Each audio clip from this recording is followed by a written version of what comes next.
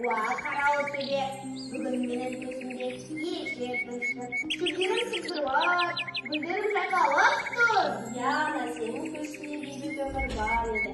Бірақ соңғы күндері жердің тамырлары дірілдейді. Бұл жай ғана жел емес, бұл қауіптің иісі. Мен бүгінгі күнге қарай бой түзедім, бірақ бүгінгі күннің нұры әлсіз, жапырағым ауырлап барады. Ғылым үшін, даму үшін біз жаңа дәуір ашамыз. 1, 2, 3, вот!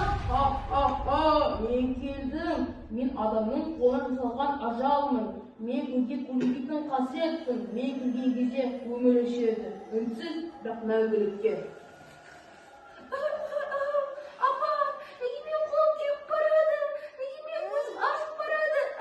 Апа, неге жылайды? Жоқ, менің балдарымды неге қинадыңдар? Менің топырағым қуанды, менің жүрегім жараланды.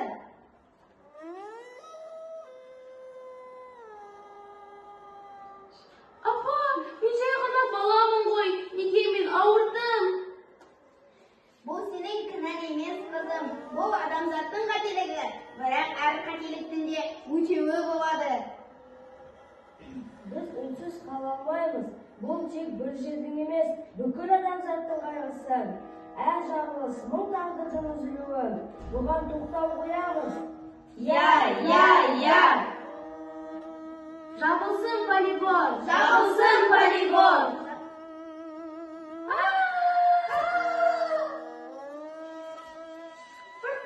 Қара түн аяқталды, үміт қайта оралды. Адамзат өз қателігін түсінді. Алақай, мен енді жыламаймын, мен енді күлемін. Мен тірілдім.